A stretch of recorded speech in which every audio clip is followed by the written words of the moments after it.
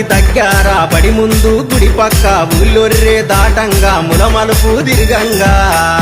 హంసల భావంతి మనదే ఓ సారిక అందాల ఇల్లు మనదే ఓ సారిక హంసల భావంతి మనదే ఓ సారిక అందాల ఇల్లు మనదే ఓ సారిక